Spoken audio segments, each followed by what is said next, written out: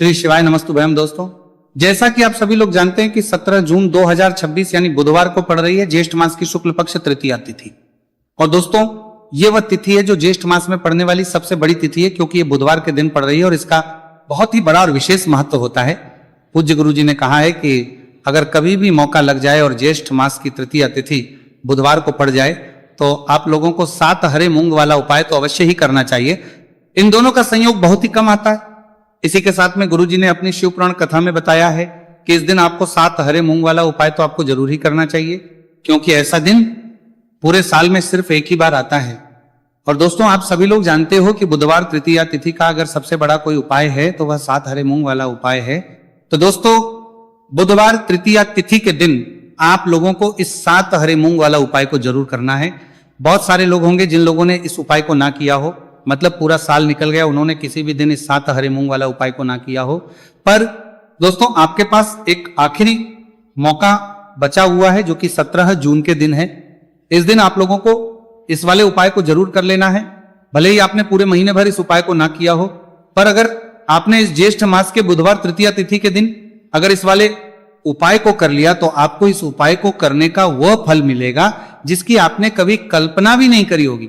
आप लोग इस वाले उपाय को एक बार जरूर कर लेना है ताकि आप लोगों के हाथ से यह मौका ना जा सके और आपको इस उपाय को करने का फल मिल सके।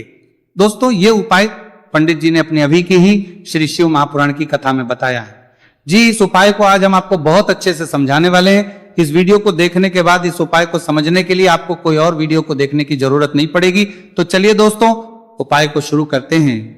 यह इस ज्येष्ठ मास के बुधवार तृतीया तिथि के दिन यह इतना खास होता है, इतना महत्वपूर्ण होता है।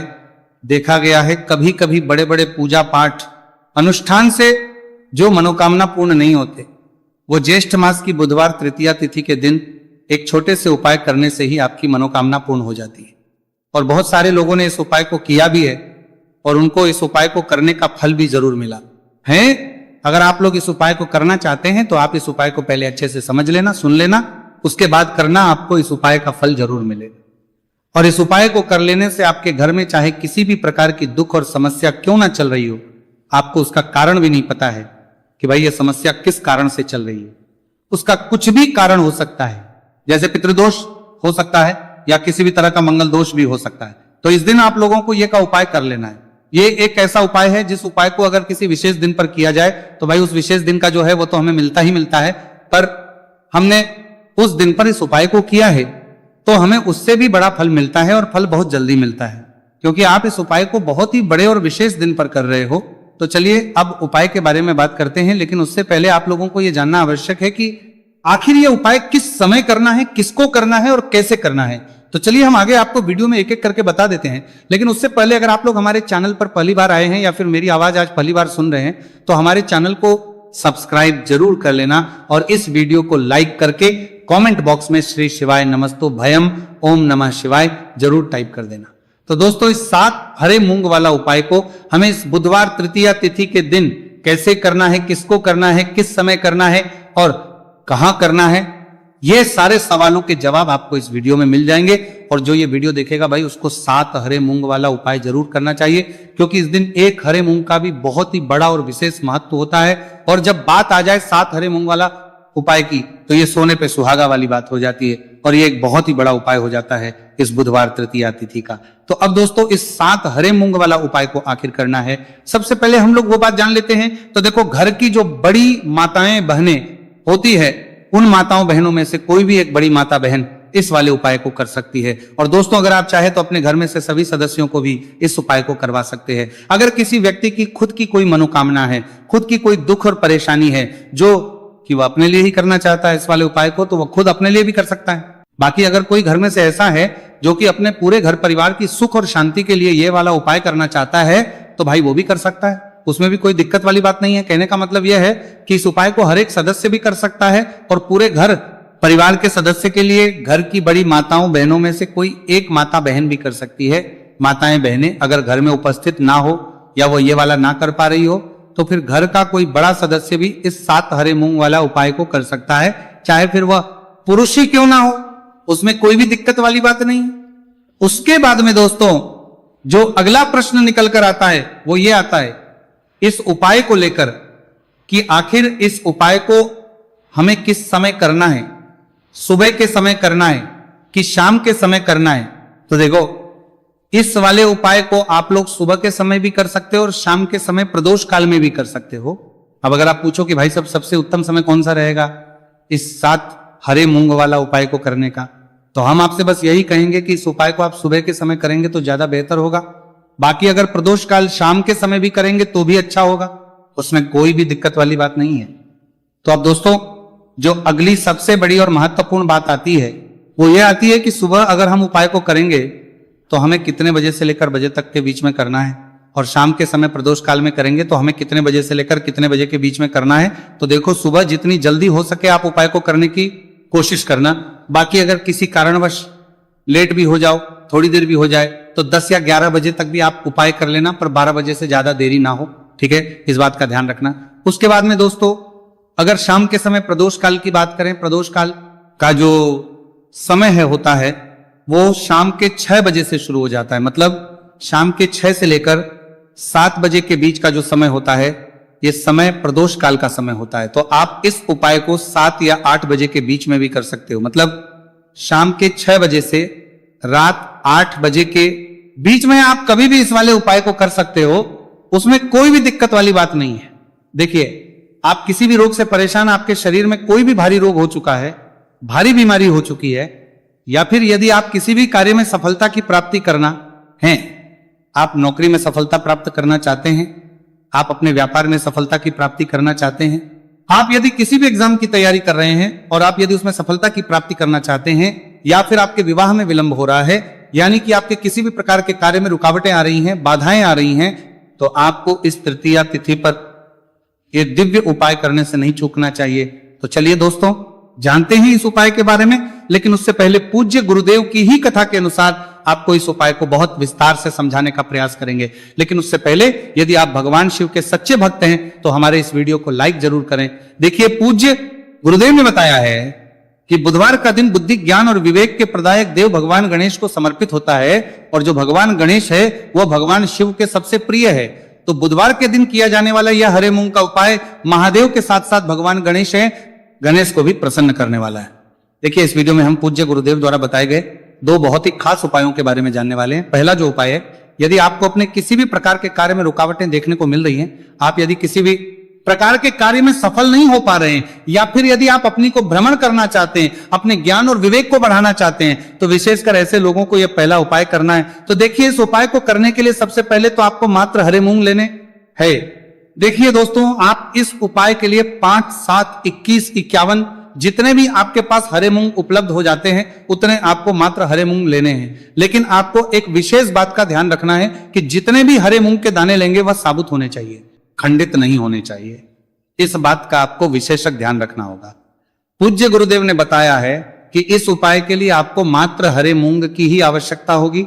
तो देखिए, मात्र आपको जो ये हरे मूंग है इन्हें सीधे लेकर के पहुंच जाना होगा भगवान शिव के मंदिर में। देखिए दोस्तों, गुरुदेव ने बताया है कि इस उपाय को आप सुबह से लेकर के शाम तक किसी भी समय में कर सकते हैं, लेकिन यदि आप पास समय है तो आप इस उपाय को प्रदोष काल के समय में भी कर सकते हैं, क्योंकि जिस दिन तृतीया तिथि की तिथि होती है उस दिन प्रदोष काल के समय में साक्षात भगवान शिव शिवलिंग में ही विराजमान होते हैं। इसीलिए आपको पूरी कोशिश करनी है कि तृतीया तिथि की तिथि पर आपको प्रदोष काल के समय में ही यह उपाय करना है।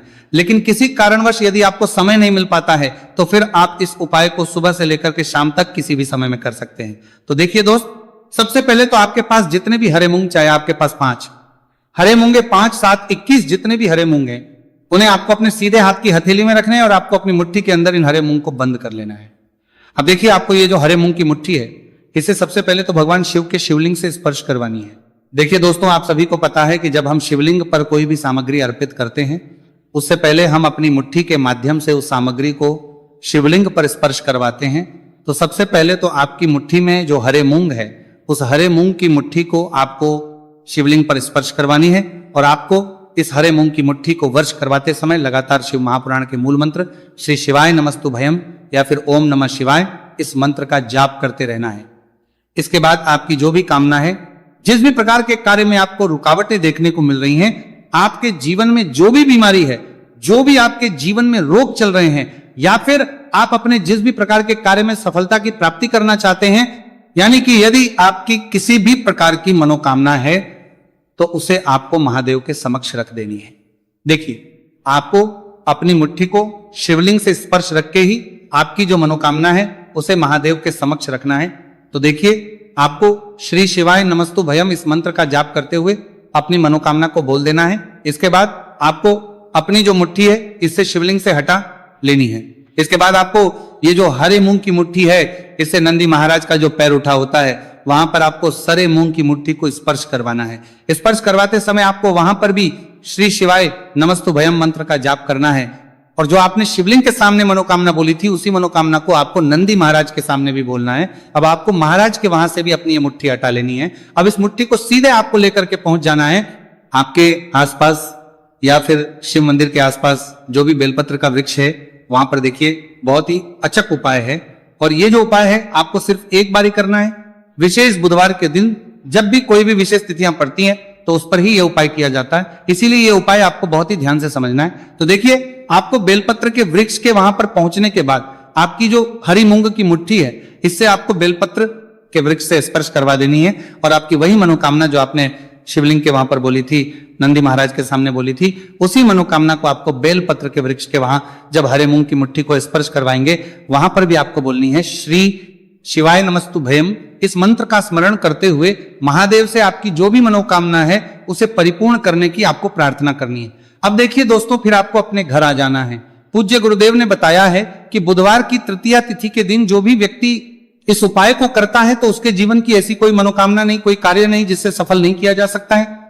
अगर आप अपने विवाह के लिए उपाय कर रहे हैं, नौकरी के लिए कर रहे हैं या फिर अपने व्यापार के लिए ये उपाय कर रहे हैं और यदि आपने दिल से प्रार्थना की है तो महादेव भी आपकी पूरी प्रार्थना जो है उसे दिल से ही स्वीकार करते हैं। इसीलिए आपको इस बुधवार की तृतीया तिथि पर यह दिव्य उपाय अवश्य ही करना चाहिए। अब दोस्तों, हम जान लेते हैं पूज्य गुरुदेव द्वारा बताए गए दूसरे खास उपाय के बारे में। देखिए दोस्तों, पूज्य गुरुदेव ने बताया है कि यह उपाय भी आपकी किसी भी प्रकार की मनोकामना को परिपूर्ण करने के लिए, देखिए, इस उपाय को करने के लिए मात्र आपको एक दीपक की आवश्यकता होगी। दीपक जो है आप अपने घर पर शुद्ध आटा मनकर उसका ही तैयार करेंगे। अब देखिए, इस दीपक में आपको लंबी रुई की बाती का प्रयोग करना है, साथ ही साथ इस दीपक में आपको शुद्ध घी का प्रयोग करना होगा। अब देखिए, इस प्रकार से दीपक तैयार करने के बाद इसी के साथ में आपको एक हरा साबुत मूंग का दाना लेना है। अब देखिए, ये जो दोनों ही सामग्रियां, इन्हें लेकर के आपको सीधे पहुंच जाना है भगवान शिव के मंदिर में। देखिए, ये जो उपाय है विशेषकर आपको शाम को प्रदोष काल के समय में ही करना होगा।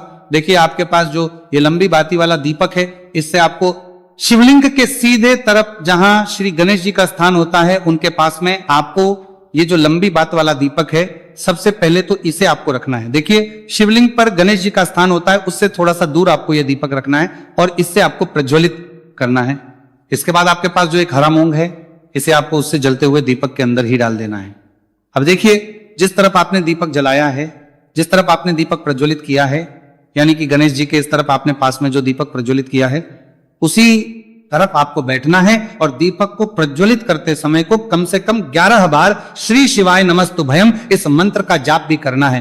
पूज्य गुरु जी ने बताया है कि दीपक को प्रज्वलित करने के बाद और श्री शिवाय नमस्तु भयम इस मंत्र का जाप करने के बाद आप जिस भी मनोकामना की पूर्ति के लिए उपाय कर रहे हैं, उस मनोकामना की पूर्ति के लिए आपको महादेव से प्रार्थना कर लेनी है। देखिए, हरे मूंग का यह उपाय भगवान गणेश को प्रसन्न करने के लिए, साथ ही साथ महादेव को भी करने के लिए पूज्य गुरुदेव ने बताया है कि हरे मूंग से किया गया यह उपाय